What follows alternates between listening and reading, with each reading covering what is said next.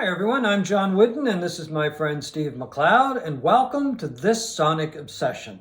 Today we're going to talk about an album that was made by a neighbor of ours, even though he doesn't know that we are his neighbors. I don't think so anyway. And we're also going to look back on three people from the music industry that recently passed away. All of that on This Sonic Obsession.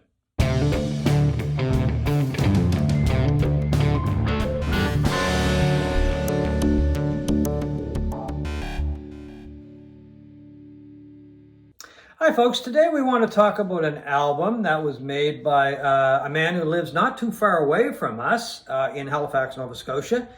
We know he lives here and not too far away from us, but I don't think he knows where we are. I don't know. He has a much bigger profile than we do. Anyway, his name is Bahamas, and the name of the album is Live to Tape. And the songs on this album were taken from a number of sessions that he did with artists all over the world, including artists in Nashville, Los Angeles, and in Melbourne, Australia. Remotely done. Yeah, this is his COVID album. Right, so the pandemic album. Anyway, the sessions were set up. He was in Halifax, the artists were in other places. How they actually did it, technically, I have no idea, but these days you can do almost anything technically. But the quality of the recordings is incredible. It's exceptional. Yeah, you would think that they were all together in a studio. Yep. There have been a number of videos that have been posted on YouTube from the sessions, but the recordings on this album feature a number of the different artists that he worked with. Yeah, it's the highlights of those sessions, basically, on the vinyl version. Yeah, and in no particular order. Some of those artists include Russ Kunkel, a drummer who has played with virtually everyone, including Neil Young, Joni Mitchell, Lyle Lovett, Warren Zevon, Jackson Brown. The list goes on and on. He was a session player in California, LA, in the 70s in particular. Well, that's where he was literally playing on all of those albums that came out of LA at that time. And recently toured with Lyle Lovett. Bob Glaub is on the album. He's another one who's played with a number of artists, including Jackson Brown and Bob Dylan. Steve Ferrone is on the album. Was with Average White Band years ago, more recently with Tom Petty. Nathan East, who has played with Eric Clapton a lot over the years, is featured on the album. Holly Lasik and Jess Wolfe, better known as Lucius, the singing duo are on the album. They recently toured with Roger Waters. Joey Warnaker, a drummer who also toured with Roger Waters, is on the album. The 400 Unit, the band that plays with Jason Isbell, is on the album.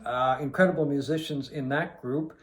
The Secret Sisters, who I believe are based in Nashville, are on the album. So as you can see, there's just a tremendous amount of musicians, top-notch musicians that are playing on the album. And I also have to mention the singer Felicity Williams, who's worked a lot with Bahamas in the past. She's featured quite a bit on the album as well. So anyway, these people were all brought together remotely. They were in studios, and Bahamas was in Halifax. They recorded the material.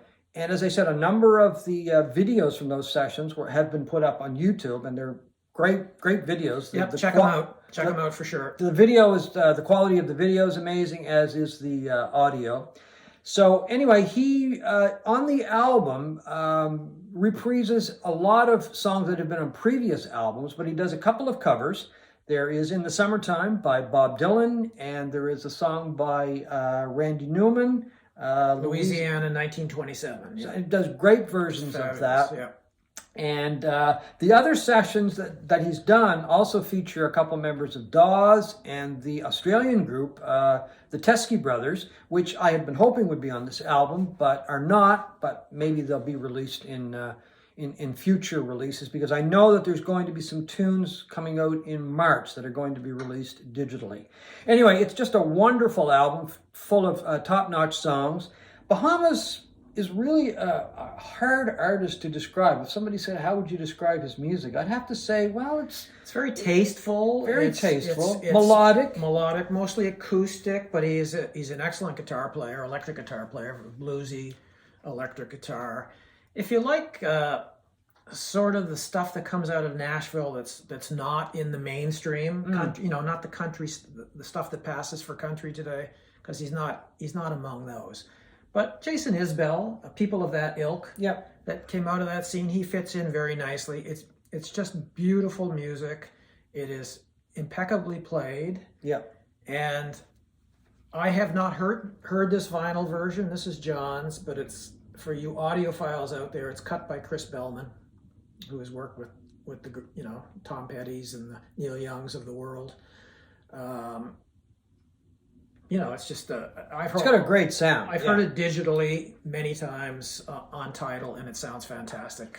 You would have thought that they were all together in a studio putting this album together, but as I said earlier, it was all done remotely. So how they got this great sound, that's a nod to the technology that's available today, and of course to the talent that is on the album, because it is full of just top-notch talent. And and if you're a wonderful job. It's been a very quiet time for music. The first couple of weeks of January, it always is. This is one of the few albums that have been, released post-Christmas so far this year, and it is superb. Bahamas, live to tape. Our neighbor.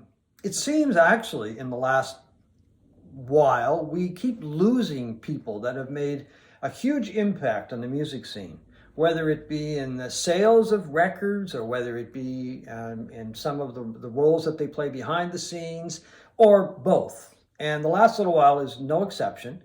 Just in the last day or so, Meat Loaf passed away. I'm not a huge Meat Loaf fan. Obviously, I'm sorry to see Meat Loaf pass away. He was 74, I believe.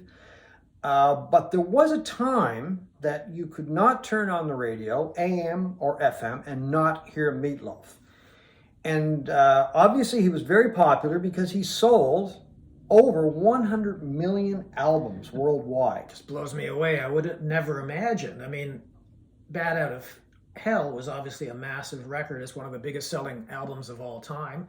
I was a little surprised to know, though, that it sold 43 million copies worldwide. I would have said maybe 20 million or something. It was everywhere. It was ubiquitous in the 70s, 80s, and I'm sure it's still being played on classic rock stations today. But it was just one of the biggest albums ever. And I think you said earlier that it sells like 200,000 It still sells 200,000 copies a year. A year. That's incredible. And it was released in 77, so that's a long time ago. And it was a Canadian radio station that really played a huge role in breaking the album. It was Chum in Toronto.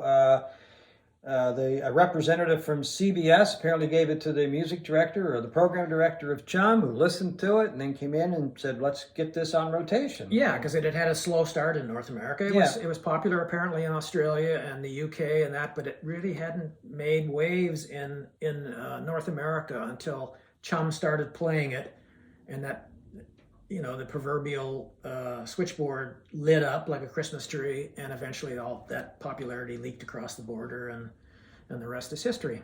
So Chum was, I'm going to say, the most influential radio station at one time in Canada. I shouldn't say the, because this other radio station that was in Windsor, Ontario, was very influential. So that takes us to our next person that recently passed away, because he was born in Toronto, grew up in Toronto, but made a name for himself in Detroit, which of course is just across the river from Windsor. And his name was Ardeen Taylor. And he had a huge hit back in the 70s with Indiana Wants Me. But in industry circles, he's probably better known for the role that he played as a co-writer of such big hits as Love Child by the Supremes, and the follow-up to Love Child, Living in Shame, both on the Motown label. And he also wrote Turn to Stone by the Four Tops, but he was very busy behind the scenes as a producer as well and a writer. His big hit was on the Rare Earth label, which was a a label that was started by Berry Gordy of Motown and also featured the band Rare Earth. But like Meat Loaf, not at the same time, but at one time, you couldn't turn on the radio and not hear Indiana Wants Me. So Ardeen Taylor passed away recently. He was in Los Angeles at the time, but originally from Toronto. And last but not least is Ronnie Spector, who died about a week and a half ago. She was the central figure in the legendary and Hall of Fame girl group, the Ronettes. She was known for her distinctive voice, beautiful distinctive voice, and her distinctive beautiful looks. They had the #1 hit in the US, probably in Canada too, or most anywhere else, in 1963, Be My Baby. It is a staple of oldies radio to this day. When you hear it, you recognize that great distinctive voice. It was produced by Phil Spector, who unfortunately married Ronnie Spector in 1967, 1968. And we know what Phil was all about. Yeah. He was a very strange cat that is no longer with us as well. Died in prison.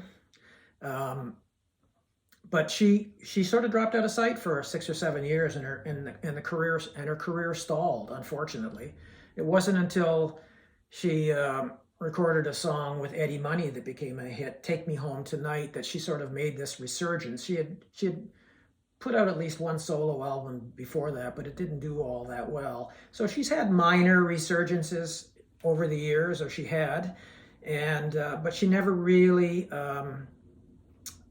achieved the kind of success that she had with the Ronettes. Her look was also very influential. All three girls had their hair piled up in bouffants, the heavy eyeliner that really influenced the look of people like Amy Winehouse 40 years later.